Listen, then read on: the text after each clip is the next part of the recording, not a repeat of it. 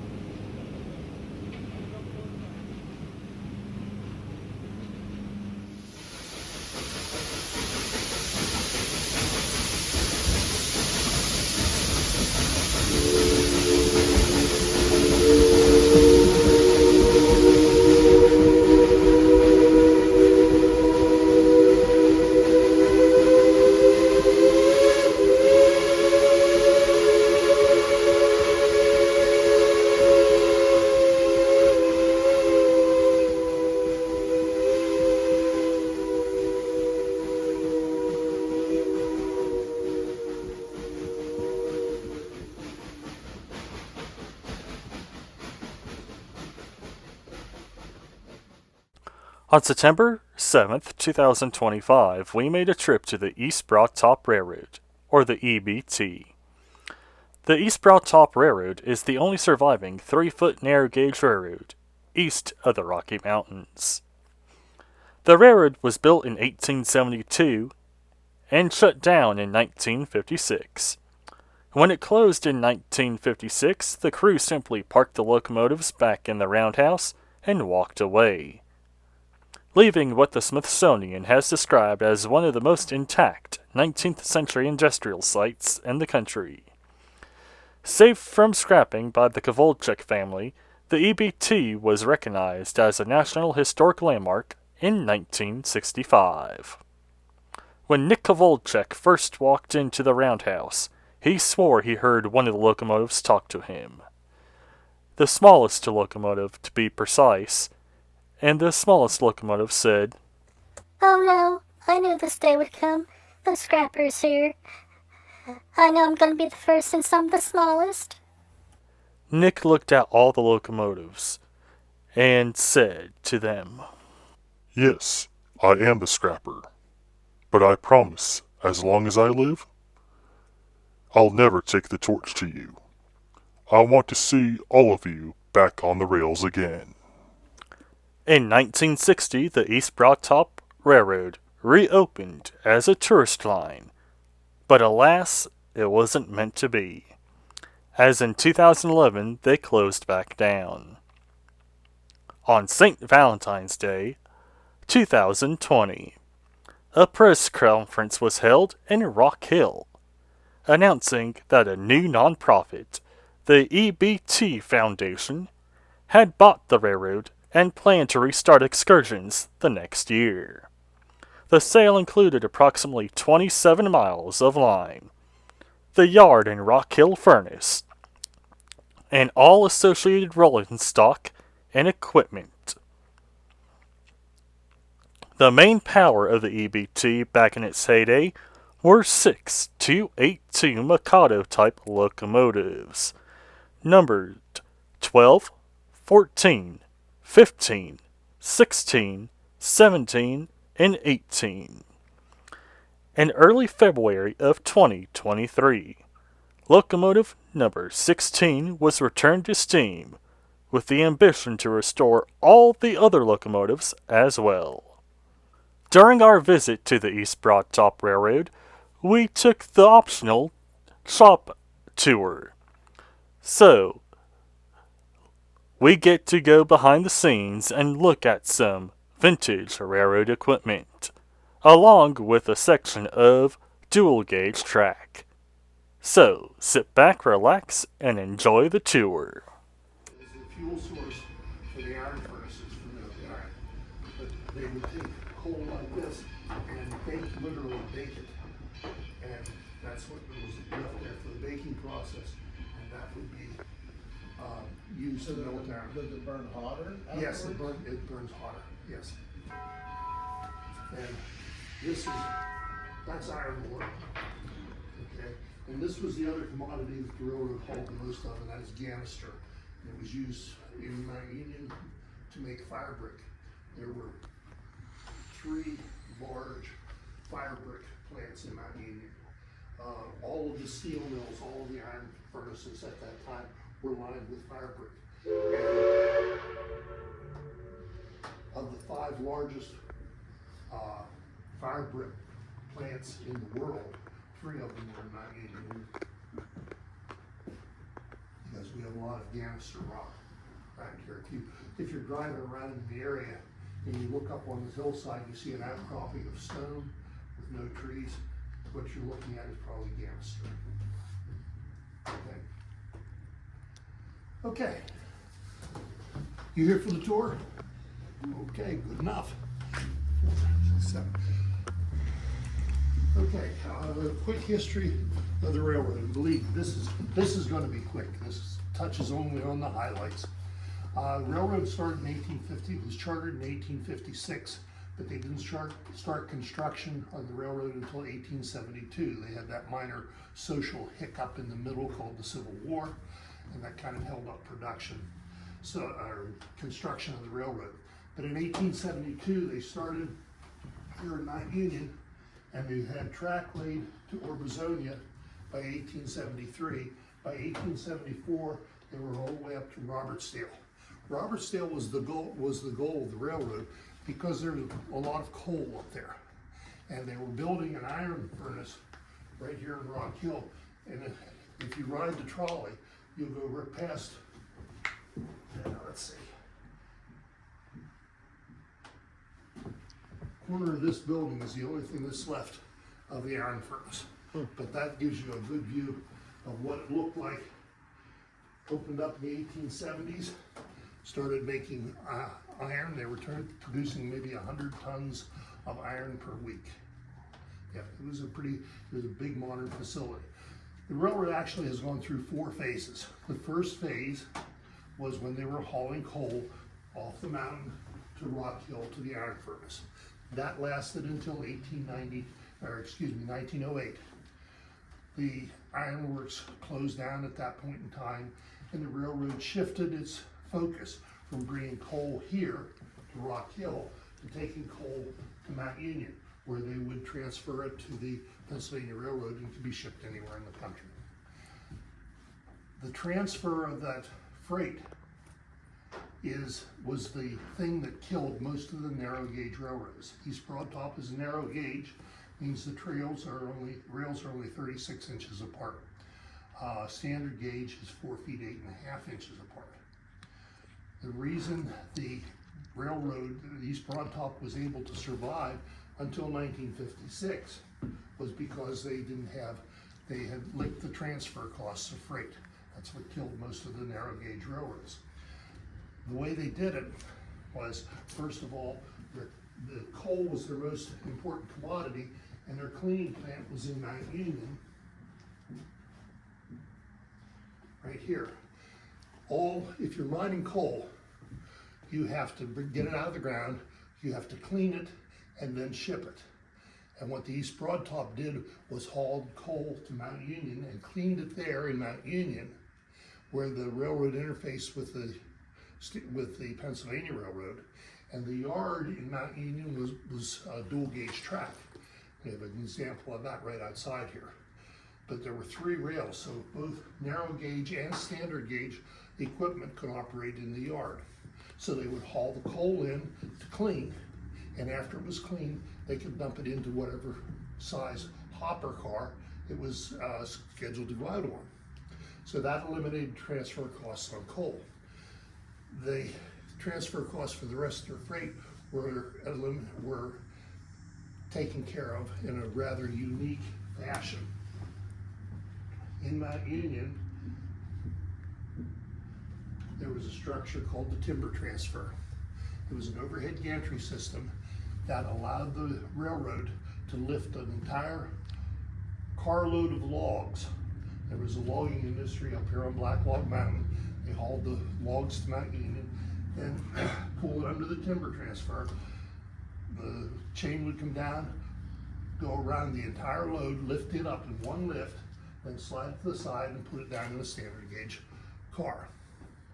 Okay, so there were no transfer costs for timber. 1928, though, the timber industry folded, and this structure sat vacant. It just sat there.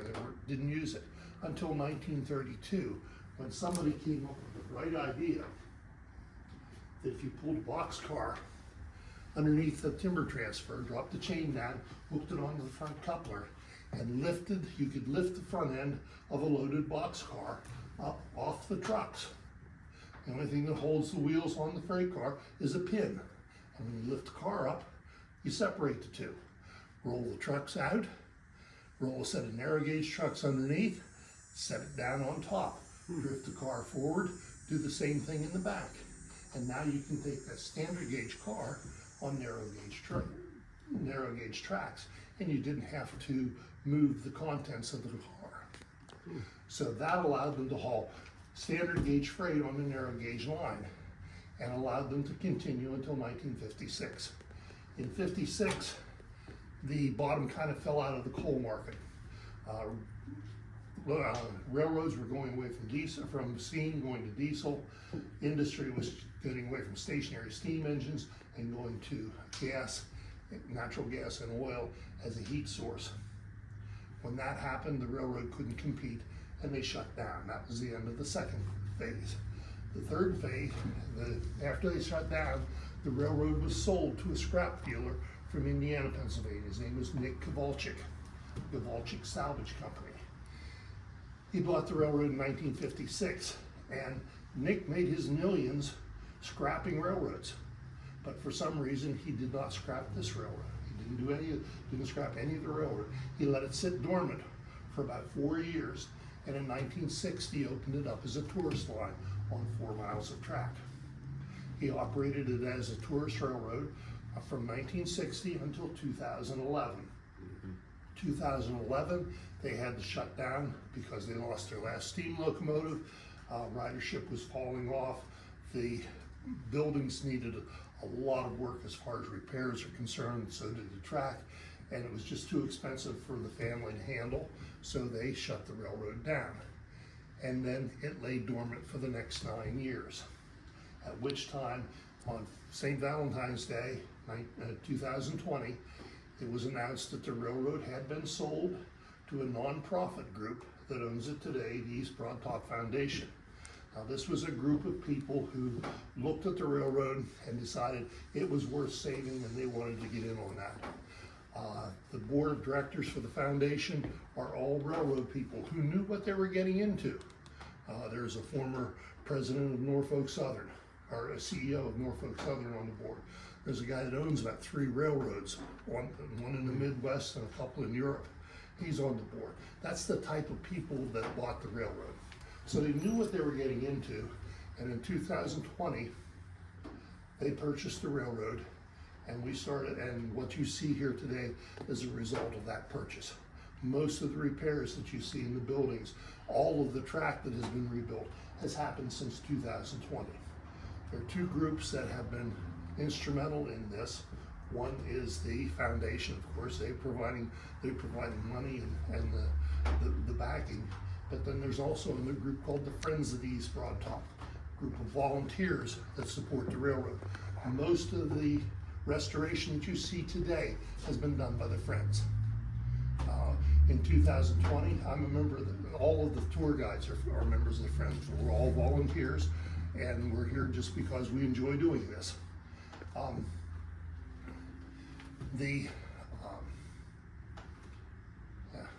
That's enough about the Friends. I'm running out of, I've spent enough time. It's time to go look at some stuff. What we're going to do with the tour, we'll leave here, we'll go out into the yard, we'll take a look at some rolling stock.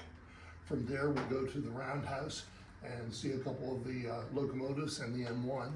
And then from there, we'll get down to the machine shop, and that's where the overhead belt system is, and take a look at the machine shop and repair facilities there. That's where the tour will end. It will take about an hour. Okay? Any questions? That's the other thing. If you have any questions along the way, please ask. I mean, I can stand up here and talk, but I'd much rather be answering questions that people have than just spouting off information. Yes? I have a question. In the machine shop, where we be seeing an iron mule by any chance? An iron mule. It's like a steam-powered, like, winch, sort of. It's used to pull heavy things. No. As far as I know, there is nothing there like that. I haven't. No, I haven't seen any. Okay. Any other questions? Okay, let's go.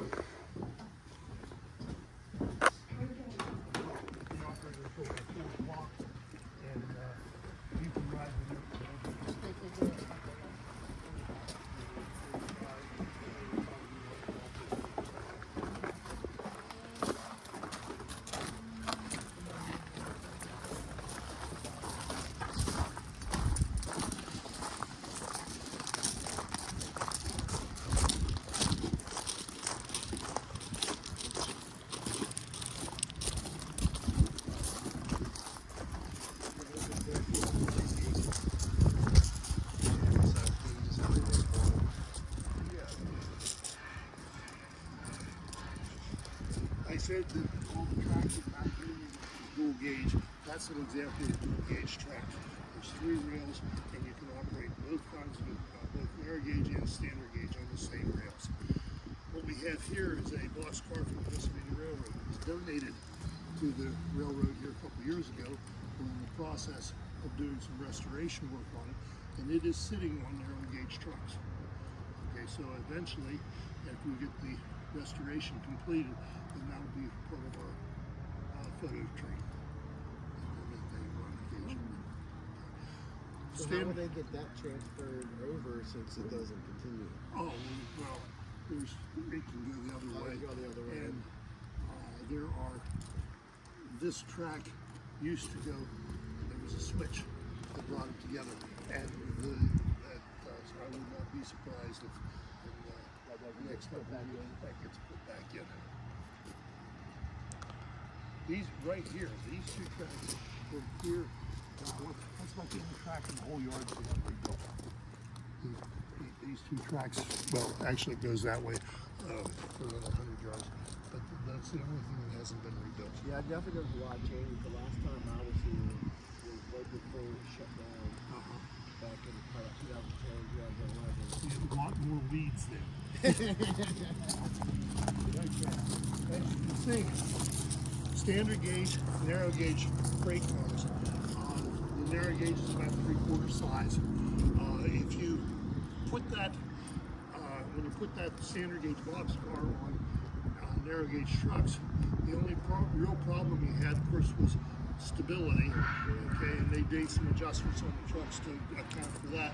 But the other thing is that the couplers are different sizes, so they didn't match up. So that is an aluminum adapter that they designed and built here, and they hang it in one coupler and allows you to hook the narrow gauge up to this back door. The East Broad Top was the only narrow gauge railroad in the country that went to an all-steel freight fleet. Everybody else had a combination of wood and steel cars. But we went to an all-steel freight fleet, and our president in the early 1900s, and he's name is Siebert. President Siebert wanted this railroad to be as self-sufficient as possible, and to carry that out, they bought a few hopper cars that they liked the design, and after that they quit buying them and started making them. And all of the freight cars that you see sitting here were actually made on the property. In the machine shop over here, they were turning out, in the 1920s, they were turning out a new freight car, about one car every 8 days. And for a railroad that is located 4 miles north of the middle of nowhere in central Pennsylvania, that's quite a feat.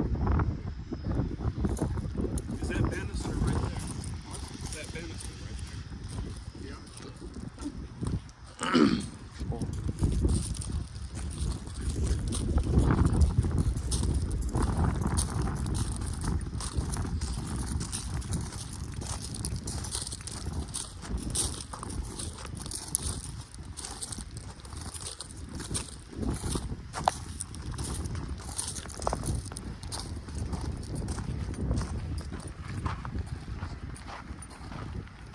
here because this actually gives you the best overall view of the entire complex. This is our newest addition. It was a monument that was dedicated a couple weeks ago. A monument to the Kowalczyk family, Joe and his wife, Nick and his wife. Joe is his son, and he's still involved with the railroad. But this is a picture of Nick Kowalczyk and his wife.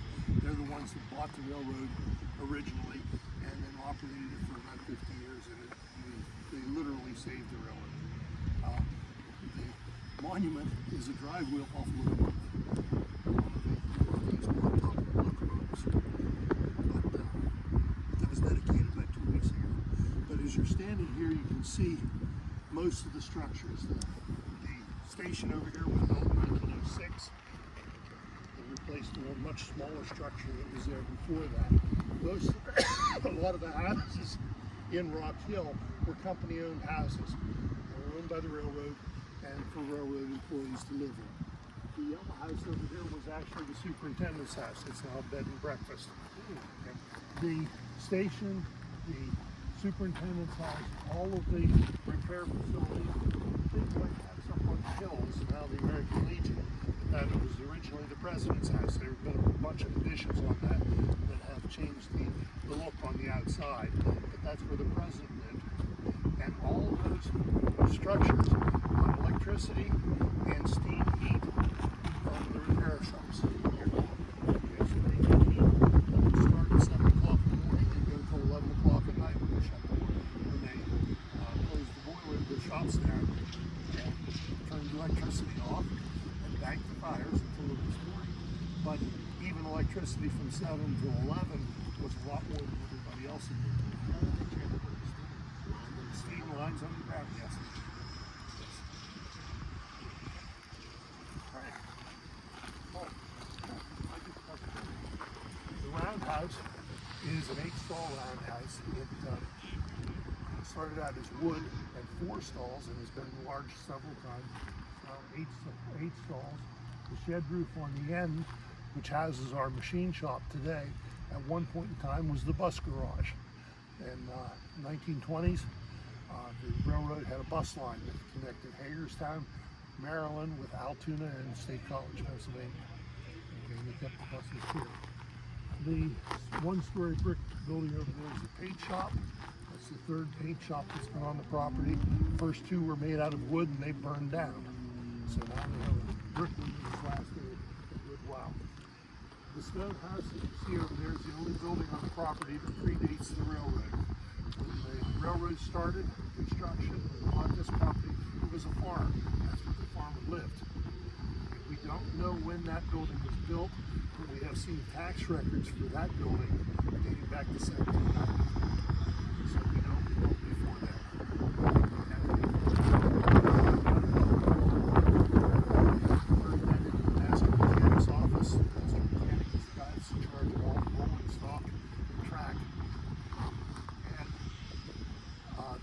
Upstairs was used for storage for spare parts. This conglomeration of buildings over here is what sets the East Broad Top apart from all the other British railroads. According to the Smithsonian, we have the most complete example of a steam-powered railroad anywhere in the country because our equipment is all original, the track is all original, and the shops are complete. 2 years ago, drive wheel cracked on number 16 and they took it out of service while they had the drive wheel replaced. So they had to start from scratch and they had to have somebody forge a wheel for them and then machine it and then put it back on the locomotive. It took about a year to get that done. And if that had happened in 1952, when the shops were operating, when the railroad was still operating, the locomotive might have been down for a month or 2. Because they would have built the wheel right here. But today we have everything to do that with, but we can't do it because of insurance, ocean, and all that kind of stuff. Okay? All right.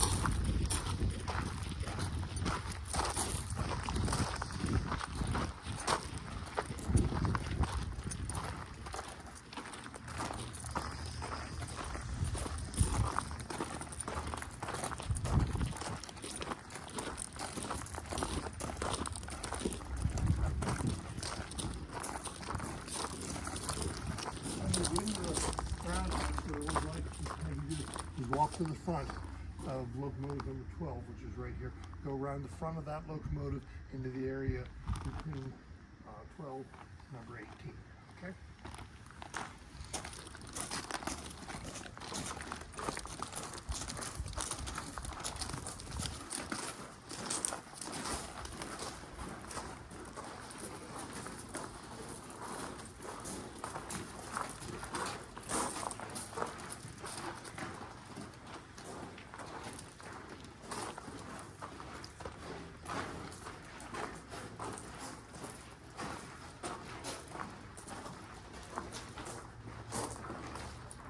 If you remember over there in the freight house, at the end of the spiel, I was kind of fumbling around like I forgot what I was saying.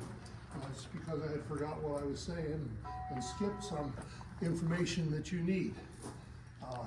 First of all, you are perfectly welcome to take all the pictures you want. You've been in museums where they say don't take pictures. Well, this isn't a place like that. There are things that they don't want you to photograph, but we don't have to worry about that because we're not going anywhere near them. Okay, so take all the pictures that you want. The other thing is, you've been in places where they say don't touch. Well, we say the same thing, but for slightly different reasons. Guaranteed, if you grab a hold of that locomotive, you're not going to break it. Okay, but your hands are probably going to come away dirty. And as you notice, I walked in, the first thing I did was put gloves on, because if I don't, when I come out of here, my hands are black too. So if you come out of here with dirty hands, don't say you weren't warned. Okay? What we have here are two of our original steam locomotives. This is number 12. It is one of our named locomotives. This is named Millie after Joe Cavalci's daughter, Millie. Millie was new from the Baldwin Locomotive Shop in Philadelphia.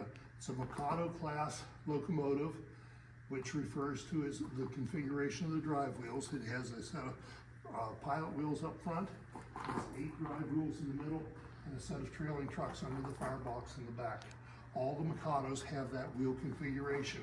All of our locomotives are Baldwin Mikados. They were all bought new from Baldwin and delivered here.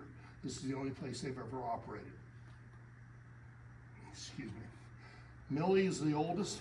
It arrived here in 1911 and was an immediate hit with the railroad because it was much more powerful than anything else that they had. This locomotive could pull 15 empty hopper cars to the top of the mountain. Very easy to get coal off the mountain. All you need is air brakes and nerve to bring a load of coal down the mountain. But you need power to get the empties up to the top, and you have to have them up there in order to get them filled. So this one would haul more empties up than any of the previous locomotives. So it was very popular, and they immediately started buying more. This Millie arrived in 1911. She weighed in at 56 tons, okay, and was the first of 6 that were purchased.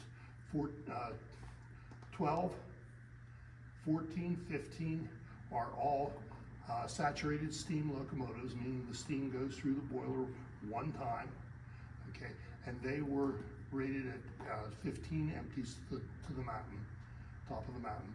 16, 17, and 18 are superheated. They are a lot larger locomotives. Superheated steam goes through the boiler 2 or 3 times and is much hotter and more efficient operating. They were more powerful. 18 is our largest locomotive. It's also our newest one. It arrived here in 1920, weighs in at 85 tons, and was rated at pulling 22 empties to the top of the mountain. Okay. Questions about locomotives? How much track do they? I'm sorry, I don't have that figure. I have it on my chart, and you asked me, and I started to reach for my cheat sheet, and I realized it's laid over on the desk. I'm sorry. Okay. What I would like to do now is give you a few minutes to walk around, take a look at the locomotives, ask any questions, take all the pictures you want. I do have some restrictions that I have to give you as far as movement is concerned. You're allowed to go in front of the locomotive, but please don't go past the front of number 18. And back through here, please don't go past the back of the locomotives. That part of the roundhouse, they're working over there. There's exposed inspection pits. You really don't want people over there for that reason. And in the back, you get behind the locomotives, there is inspection pits there. They're pretty close. Okay, so go ahead and take a few minutes, look around, and then we'll gather over here at the end.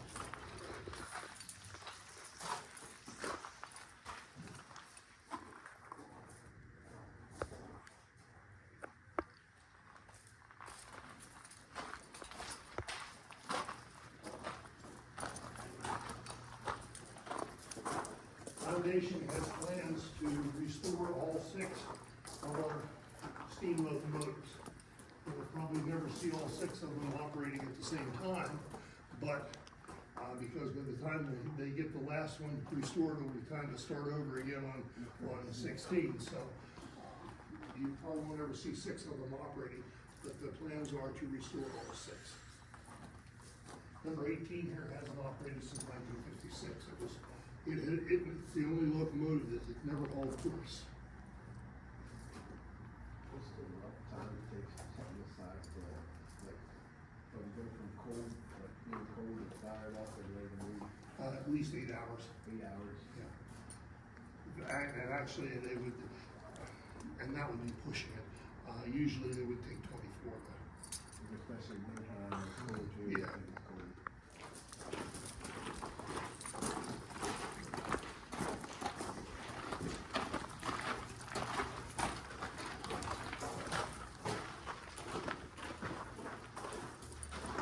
The most frequent question I get about steam locomotives, how much do they cost? How much do they cost?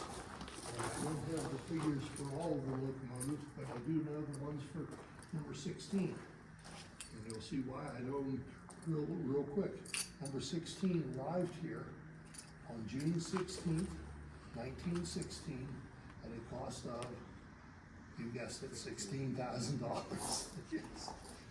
But that translates to about 400,000 today. And the other thing that you have to remember is in 1916 they were building a lot of steam locomotives, so the price was a lot. They were a lot more. They already had manufactured Yeah. parts. Okay. Steam locomotives are beautiful. I would never say anything against them. They're what bring people here. But when you get right down to it, the real gem of their collection is the M1 that's sitting right behind it. It is a combination gas-electric, self-propelled vehicle.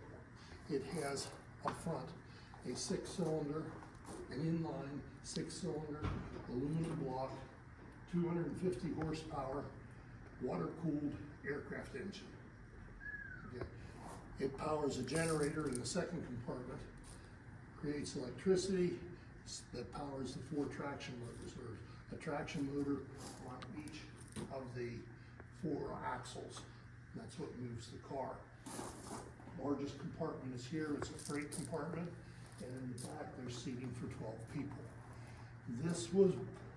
This machine came here with one purpose, and that was to save the mail contract for the railroad. There is a clause in the postal regulations that says if you're going to haul mail on a railroad, it has to be hauled on a scheduled passenger train. Cannot be hauled on a freight train, because we all know the mail has to go through on a timely manner. And freight trains are known to stop and wait for other things. So it has to be on a scheduled passenger train.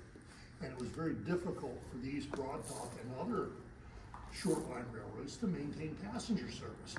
But they wanted to keep that mail contract. It was consistent. It wasn't their largest contract, but it was the most consistent one they had. They knew every month they were getting a check from the federal government for hauling mail, and they wanted to keep that. So they went to the Brill Company, the company that builds streetcars in Philadelphia, and they asked them to build a combination gas electric for us. Brill was building combination gas electrics for standard gauge railroads, built a lot of them. We asked them to build one for us, they wouldn't do it. They said no, because we were narrow gauge. And they would have had to change all their manufacturing procedures, build in one car, and it's the only one they'd ever sell, because in 1928, we were the only narrow gauge operating east of the Mississippi. So they said no. They did some more talking, and they came up with a compromise. The compromise was Brill gave the East Broadtop a stack of blueprints, a bunch of parts, and said, build it yourself. And that's exactly what we did. This was built in our shops in 1928, or 1927 and 28. In 1928, it went into service, and it has been in service ever since. It operates about one day a month. They'll bring in the M1 out, and they'll run rides on the M1. If you ever get a chance to get a ticket for the M1, I would suggest that you do it. It's a neat experience riding this. And like I said, it's the gem of our collection, because it's the only narrow gauge combination gas electric that was ever built anywhere in the world. This is one of a kind. Okay. I'm surprised they just didn't build it regular and they just give it to you guys, like, here, you can figure out how to change the track size. Yeah. But it was actually built for, they changed the specs and brought it down to 3/4 size, and that's what they built. So I guess they pretty much like bought the blueprint ideas for the rest of the car itself. Mm-hmm. Yeah. Brill didn't give us anything. We purchased. Purchased the blueprint crates. Yeah. And just had to come up with your own designs for the track. Yep. Okay. Then the really neat thing about this car, as far as I'm concerned, is the motor. It has a 6-cylinder gasoline engine up front. And if you remember, I said it was an aluminum block, inline, water-cooled aircraft engine. Most aircraft engines are rotary, and they're also air-cooled. Okay? But this one is an inline 6 with water-cooled. And that's because of the type of aircraft that it was built to service. It was supposed to go in a blimp. During World War I, Brill was trying to get a defense contract for building motors for blimps, okay, for the dirigibles. So they had to build a bunch of motors, and then they submitted their bid, and somebody else got the bid. So now they're stuck with all these blimp motors. What do you do with them? You put them in your combination gas electrics. So this thing has been operating since 1928 on a World War I era blimp motor. It's never been out of the machine, and it still operates today. You're running to your local auto parts store for parts for that. How Well, many liters is that motor? I'm not sure. It's 6 cylinders, develops 250 horsepower. I've never heard anybody say anything about the displacement. Oh man, Okay. it's huge.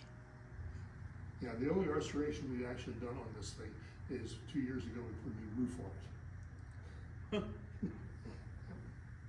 Okay, questions? All right, let's head for the machine shop.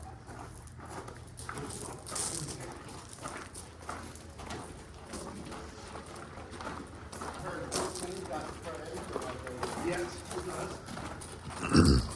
See, there's a story behind that too. What happened was in the original plan, in 14, was supposed to be the second locomotive that was restored. And they started carrying it apart, okay, in advance of any restoration work. And they found a lot more problems with the undercarriage, with the wheels and axles than they thought they were going to get into. And it became apparent that 15 was actually going to be easier to do. So they wanted to get 2 locomotives in as quick as they could, so they just switched the order. I used to work for, I used to be a welder for a fit company. Yeah.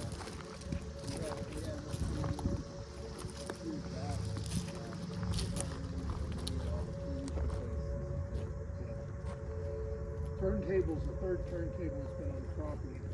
This one actually came from the New York Central Railroad. They outgrew it, but it works pretty well for us. It was installed in 1911 when they got milling, and it's 65 feet long, and it is a certified Armstrong turntable. When it arrived, there was an air compressor motor, if you will, that you hook the turntable up to the air compressor on the locomotive, and that would turn the turntable. That mechanism wore out. It's actually over the weeds behind the stone house, and what they did was they put a pipe on each end, and now you turn it from here. And if you have an 85-ton, actually 16 is only 84 tons locomotive, and you put it on that turntable, and you have a guy on either end. If it's balanced properly, 2 guys can turn the turntable with an 85-ton locomotive. If they don't have it balanced properly, doesn't matter if you have 200 guys pushing on it, it's not going to move. But that is, in fact, you folks are fortunate that you were here this weekend, because we're operating with steam this weekend. Next weekend, there's going to be diesel, and the reason that is happening is because they're going to replace the deck on the turntable starting tomorrow. And after when they do that, they won't be able to get the engines out of the roundhouse. So that's why we're going to diesel next week. But that will get a new deck starting on Monday. Okay. Questions? All right. What? Oh, you are? Oh, you want to stick around here? No, I think you know that the machine shop is safe. Okay. All right. Thank you.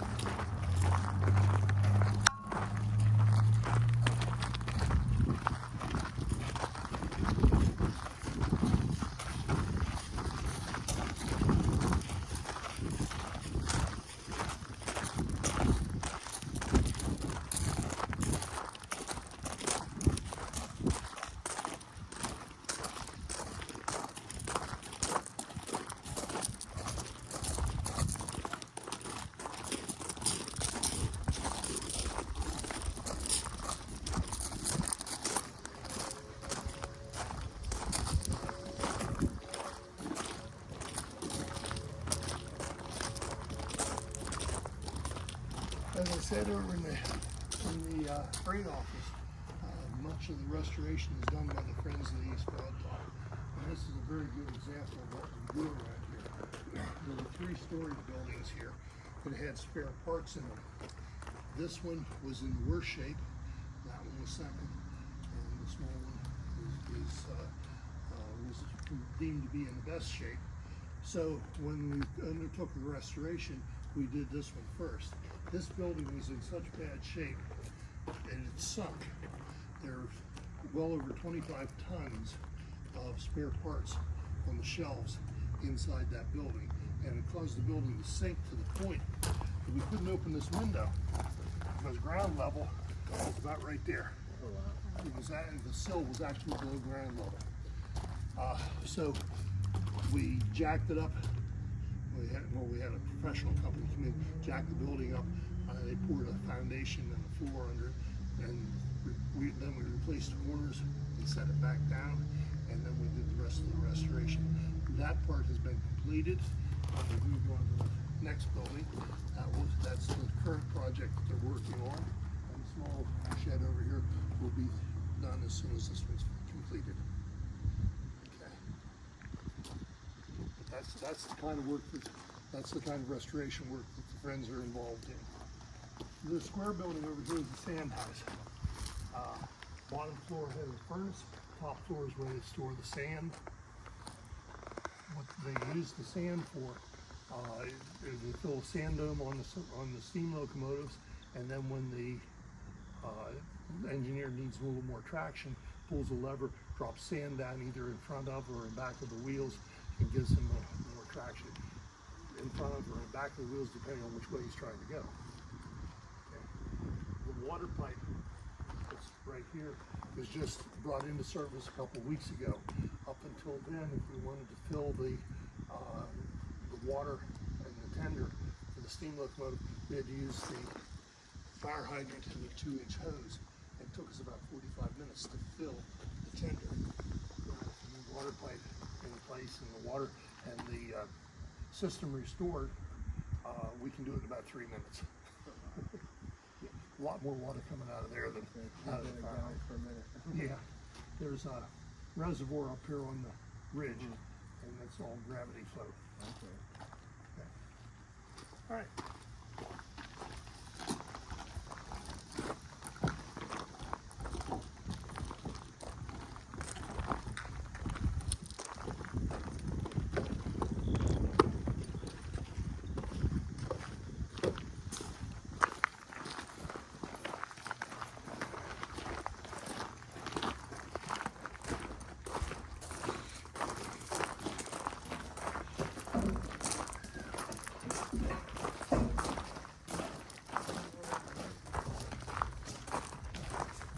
Actually, first tour I did, I wasn't leading the tour actually, I was doing what we call herding cats. It was a large group, and I was just brand new, and I'm trying to keep everybody together.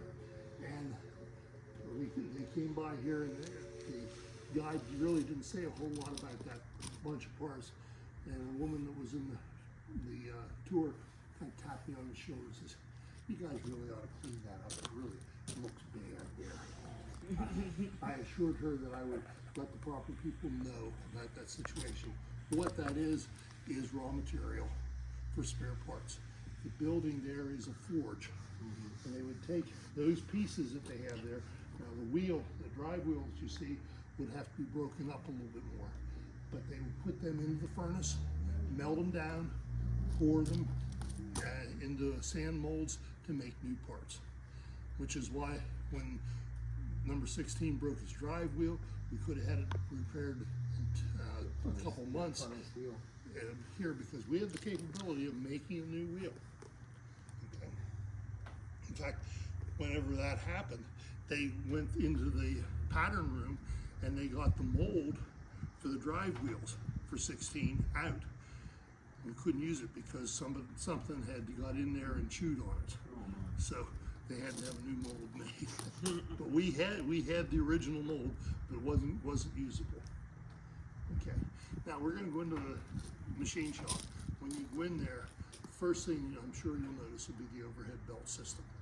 All of the machines in the machine shop were belt driven off that overhead belt system, and that belt system is operational today. They don't have it fired up today, but they can use it, and they do use it about once a month. They'll fire that up and do demonstrations for people. Okay, so take a look as you go in, and we'll gather over here at the boilers and start talking about the machine shop.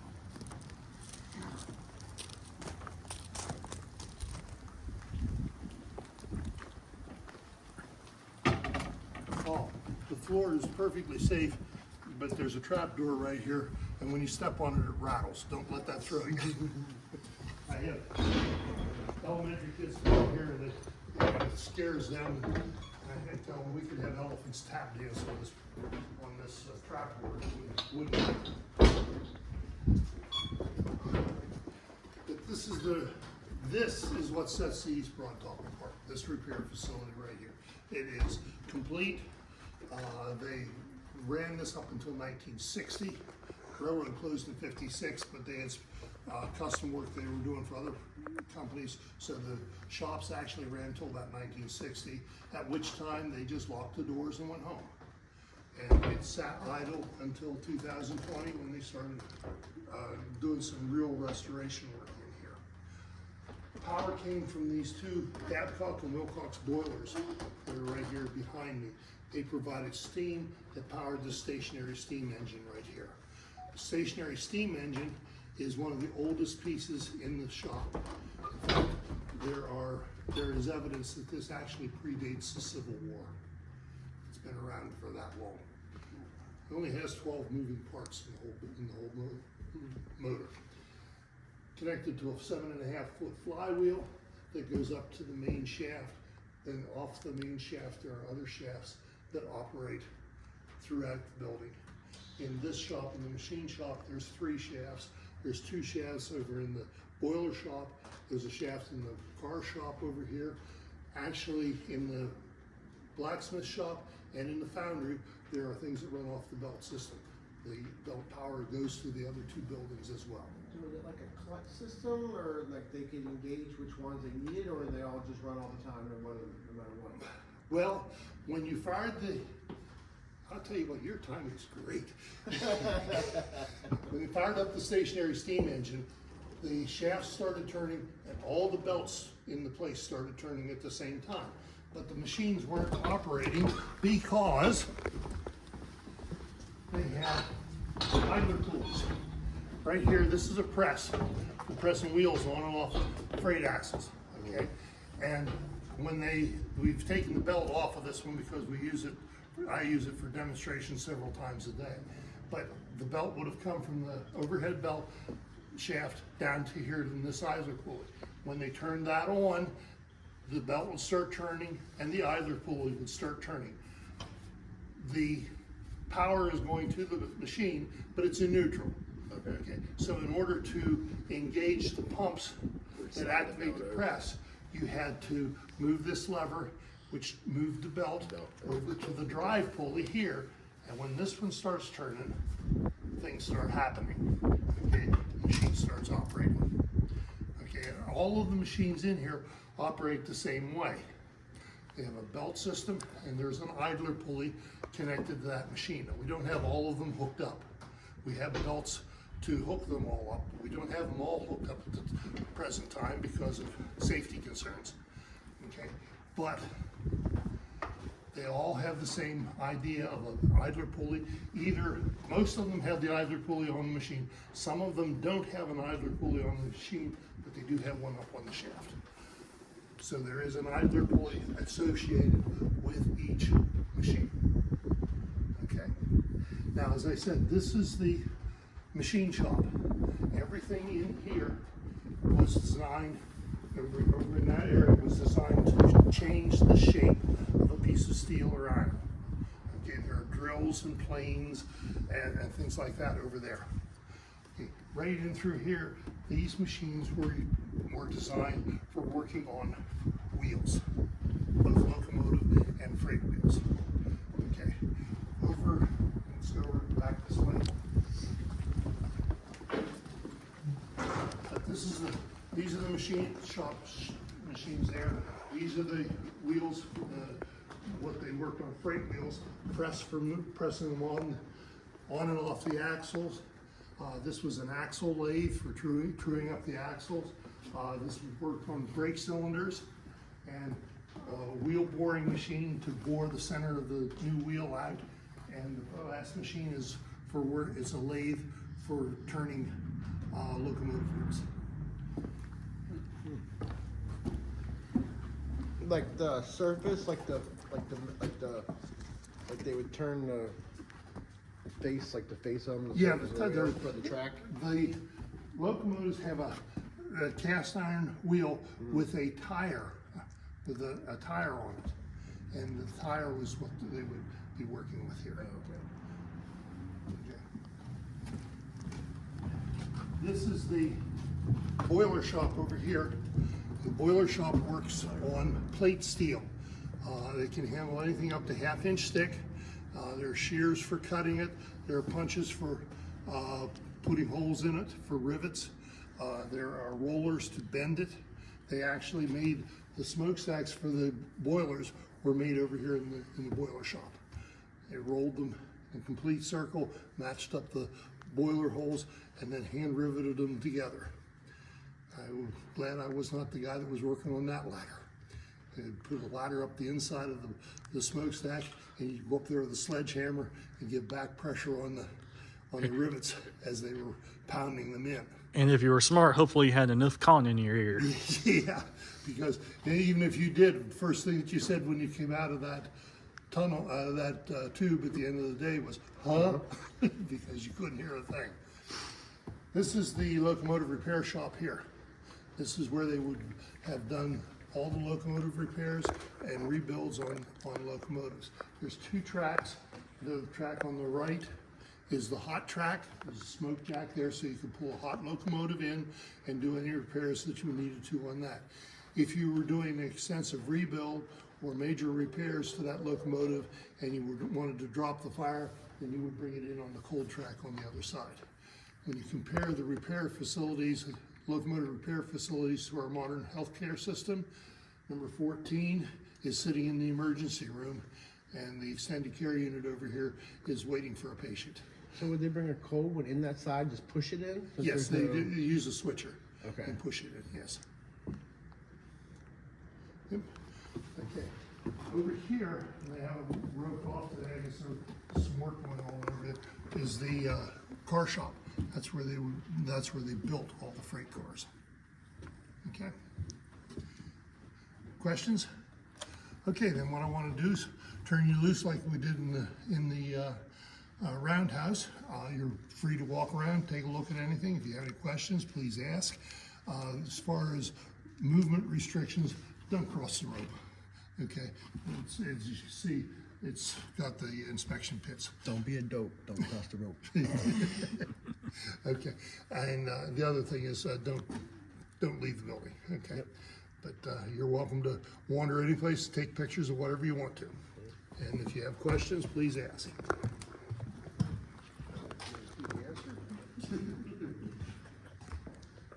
So what was the emery build used for? It was used to sharpen tools. As a grinder, you know, whatever they needed to. So it's a whetstone actually. This one they filled with water. So there's a drain.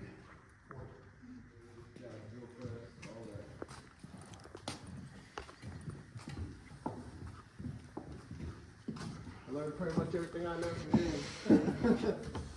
D.L. Richards shot that guy. When you gather here at the door, Can you tell us anything about D.L. Richards, the shop foreman? excuse me, what? The shop foreman. Yeah. Richard. Yeah. Is there any history about him? I don't know. He was, I do know that he was the last shop foreman that was working here in 1960. Oh wow. Okay. One question, I know this is probably, I know the answer to this question, I'm going to ask you. You're not from Hawaii, are you? I know he's not. But Hawaiians don't talk like that. But I'm not from Canada either, Ed. but no, the reason I ask is I'm a member of the Friends of the East Broad Top. We're always looking for new members. Okay, and I wanted to invite you, if you have an interest, to join us.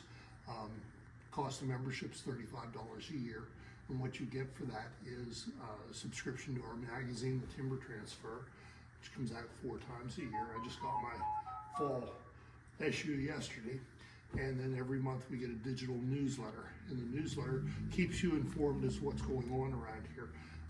This month's newsletter, I think, has 24 pages.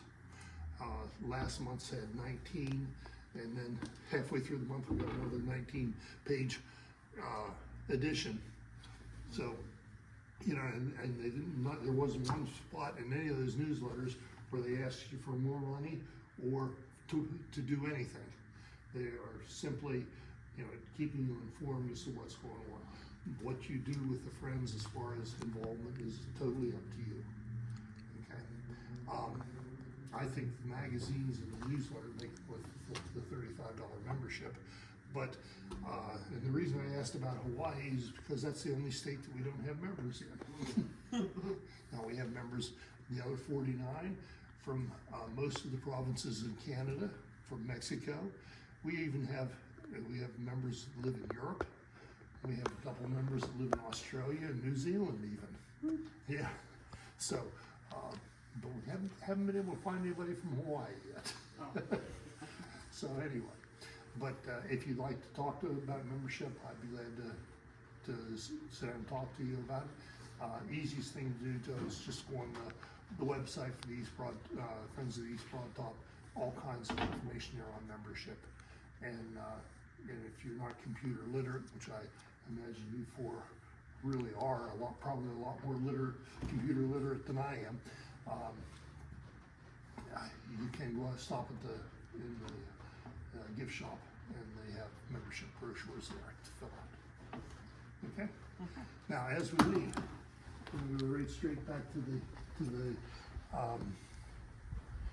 station, but the doors on either side are open. The blacksmith shop's on the left, the foundry's on the right.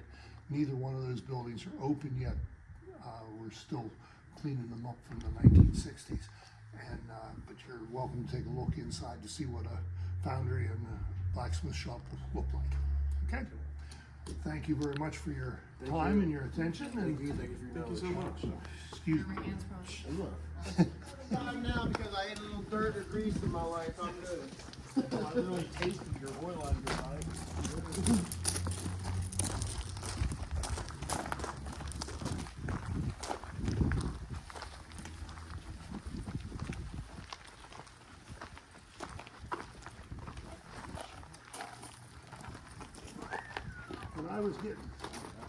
When I was getting paid to work, I was a school teacher, okay? So I can't pass up the opportunity to give a test. Any of you tell me what that is? Some kind of linkage. I'm going to say a link for Lincoln Pin. You're exactly right. The gentleman from North Carolina wins the prize, okay? Before they used knuckle couplers, hook up cars, they used what was called a Lincoln pin system, and this is a link. This would go into the front car, drop a pin down through here. This would go into the car behind it, drop a pin down through here. The two of them are hooked up. It was the most dangerous job on the railroad. Usually I'll lose a finger. Yeah, most of the people that did it looked like this. Boulders. Okay, and there were actually railroads that they'd have hiring sessions, and they'd ask everybody to hold up their hand. If you held up your hand and you looked like that, you didn't get a job because you were a rookie. This guy was experienced. He got hired first. Makes sense because you probably wasn't going to make the same mistake twice. That's right. And if you did, It's already on the fingers that are They didn't gone. look like this. The finger's not there to catch anymore. That's right. that's so cool.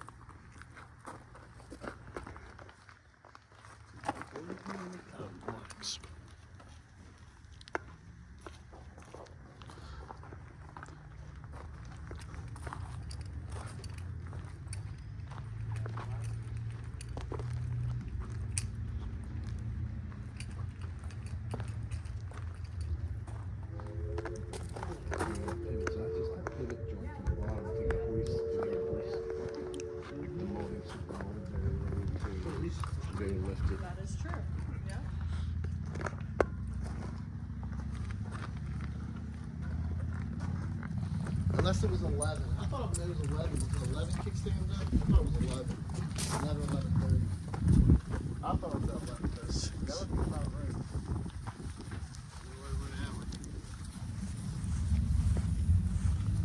I saw an Indian. I'm pretty sure they said it was kickstands up to 11:30. But we didn't want to wait till the 1:30 ride because every time we get that.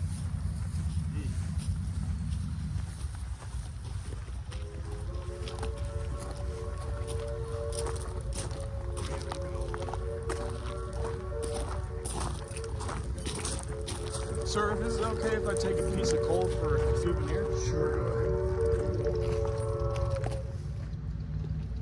It's a wild looking one. Look at that stuff. Oh, you're getting Christmas this year. That's fine. Last year I got a rock too. Hey, my friends this hard enough.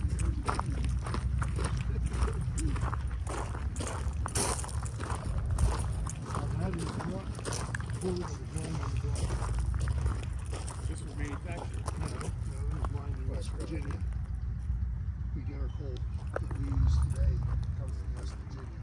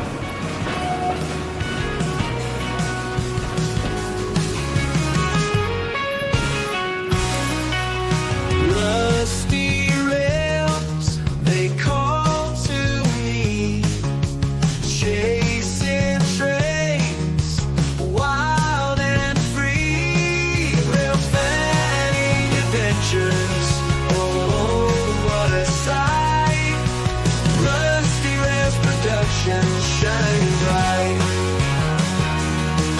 tracks winding through the land with camera in hand. I take a stand, real fanning adventures. Oh, what a sight! Rusty Rails Productions shine bright. Yeah. Tracks winding through the land with camera in hand. I take a stand. Real fanning adventures. Oh, what a sight! Rusty Rails Productions shining bright. Yeah. Whistles blowing, engines roar. On these rusty rails, I explore.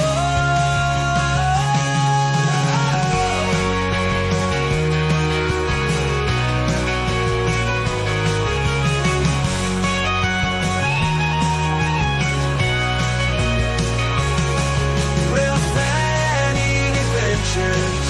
Oh, oh, what a sight! Rusty Rails Productions shining bright. Whoa, whoa, whoa. Thanks for watching. I hope you liked what you saw. If you did, please give the video a like, leave a comment down below, subscribe to the channel, and ring the notification bell to be notified about future uploads. Also, join our Discord. Link is down in the description down below. And channel memberships are now active. You can join by the join button or the link in the description down below. And we hope to see you along the rusty rails really soon.